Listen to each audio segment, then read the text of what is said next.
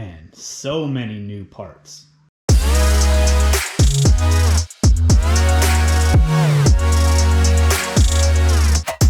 What's up, everybody? Welcome back. We are here today to do the brakes on the 350Z. And you're driving along, la la la, woo. And then all of a sudden there's a truck tire in the middle of the road. And you hit the brakes.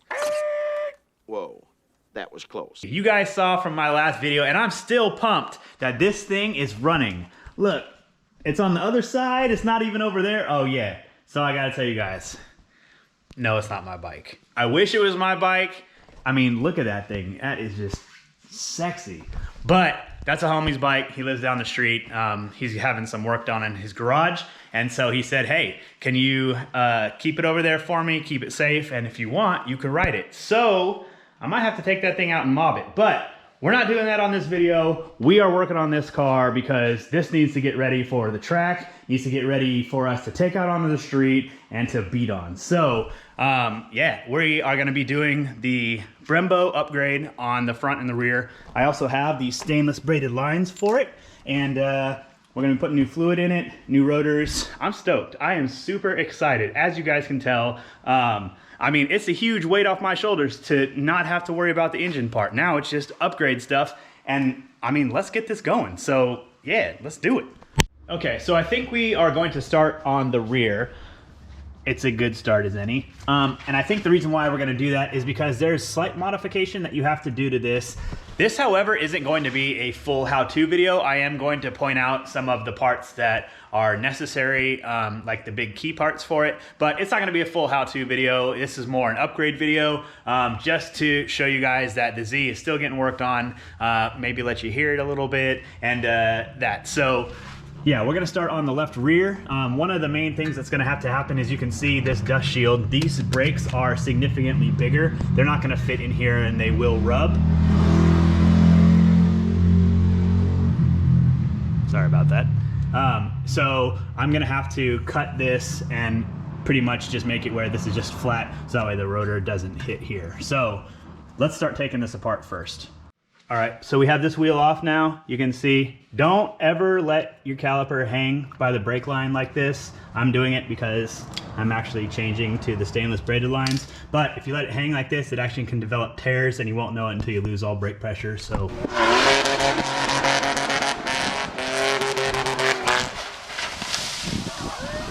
Don't let it hang there. Okay, anyway, now I'm gonna cut off probably around here and cut off this lip so that way the new rotors will fit on here. So I'm gonna do that now. Just wanted to show you these are all apart and getting ready to go back together. Okay, so I cut the lip off. You can see, don't judge me for my cuts, not real pretty, but I cut it off so that way it just stays flat. So now when the new rotor goes on, it'll be able to spin freely. So I'm gonna put the new rotor on. I'm gonna take off this line and then I'll show you with it all put together. Okay, now I got the caliper off. This line right here is for the brake line. Sorry if it's a little bit glary, but one thing to know before you take off, where's the clip? This clip right here that holds the line up. I'm trying to do this with one hand. That holds the line up through here. That clip will slide in here. Before you take that off, I would use a line wrench like this.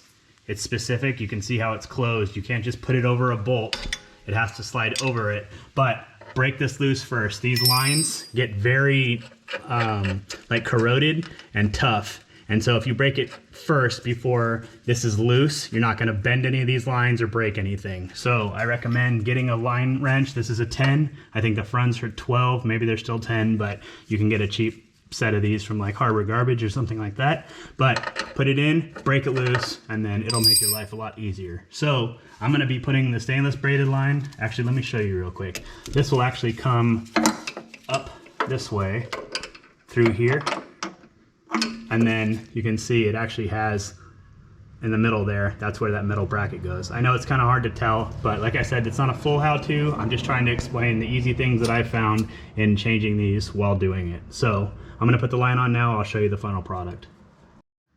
And for the final product, you can see the line goes there. There is a copper washer on either side of the bolt, goes up, and this is what I was talking about with the metal tang that holds the line up.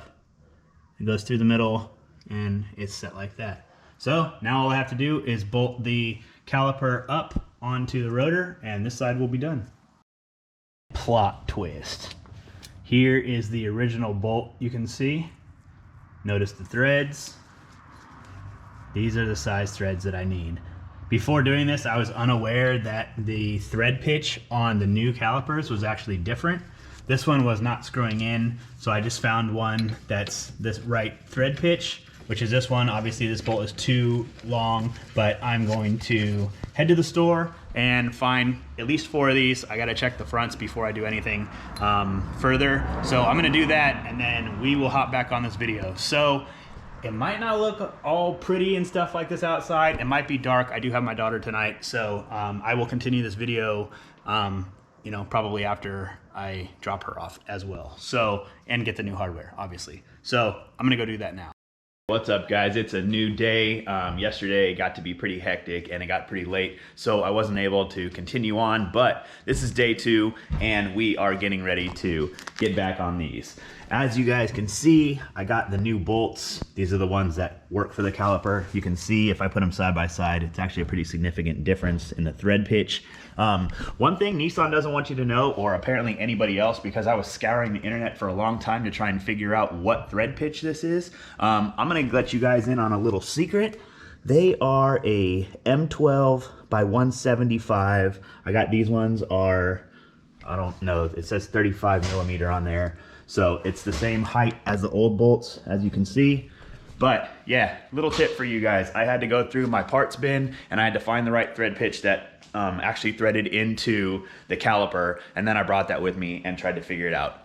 The thread pitch seemed like it was coarse, like maybe it was standard, but it is an M, whatever I said, 12 by 1.75. So little tip for you guys. The rears needed the new bolts, so I bought 4 of them. The fronts, however, are the same. So you don't have to change anything for the front. So we can continue on. So now I'm going to bolt up this caliper. We're gonna go to the other side and get the rears done, and then we'll start on the fronts and get this thing finally finished. I took a step back for a second to check the mock-up. Look at the size of the front, and now look at the size of the rear. These ones are actually bigger. I'm super excited to see just how much bigger the fronts are as well. This thing is gonna stop as well as it goes. I'm stoked on it. So yeah, I just wanted to show you guys the difference. Okay, now I just repeated the process for the other side. You can see everything's put together, rotors on, calipers on, and the brake line's on. So now the rear for the car is completely done. Now it's time to move on to the front. Wanted to show you a little bit different setup. This brake line, you can see, has like this one junction here, then this one junction here, and then it goes down and around to here. Our new ones are one piece, as you can see, and it has just these shackles that will actually mount to here and to here. It should be on a coilover or on the factory strut. There's usually a bracket that comes off, but because I have an aftermarket coilover, I've kind of just zip tied it up out of the way. The new one will make it a lot easier. I'm still gonna zip tie it out of the way, and I'll show you once I start to put it on. But these brake lines on the 350Zs are really weird. It really does just come off of here, goes to another, I don't know what this is, just a junction block, and then comes down, goes to another junction block, and then finally goes to the caliper. So they've made it a lot easier with the one piece. It's just a little bit longer, but I'll show you that when it's installed. Okay, and final product for the front. It's real self-explanatory. There was no cutting, no modification. These are actually on the factory bolt holes. I have all the hardware ran exactly as it would be factory. So I use this in place to hold the rotor against it. Makes it much easier to bolt these on. But I wanted to show you how I have this routed.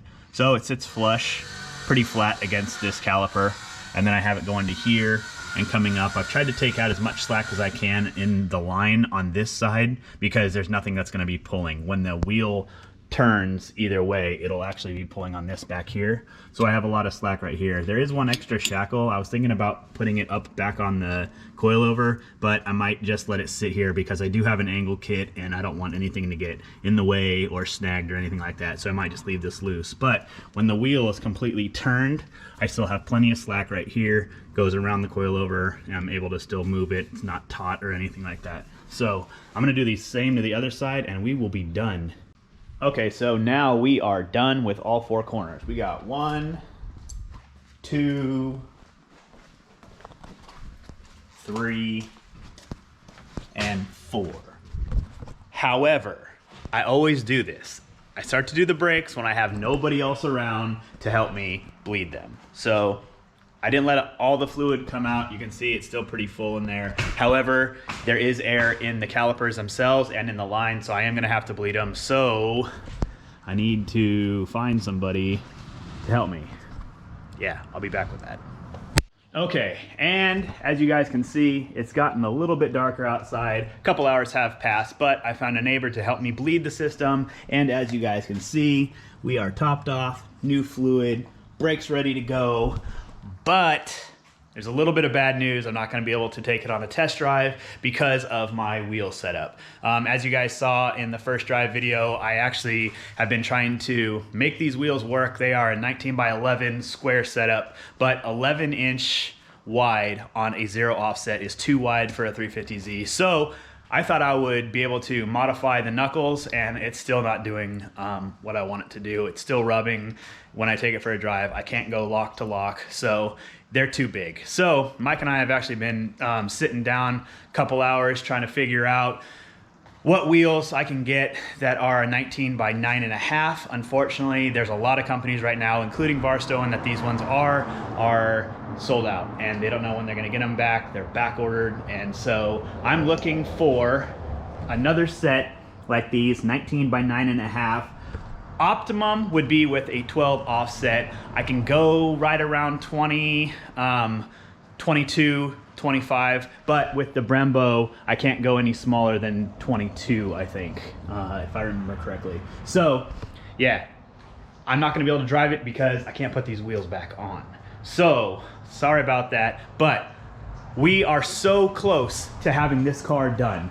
It's got new brakes on it. The engine finally runs. There's no oil leaks. I have Jason Whippled Z71 on Instagram. You guys check him out. I'll put the link right here so you guys know who I'm talking about. He's gonna come over. We're gonna get it tuned. There'll be a video on that, I promise. And then I have the registration stuff in the works right now, and we are gonna be ready to go. I'm gonna be bringing it out to the street, out to shows, out to the track, most definitely. So you guys follow along. If you guys are in the area, anywhere I'm at, please come out, say what's up. You guys know I love interacting with you guys.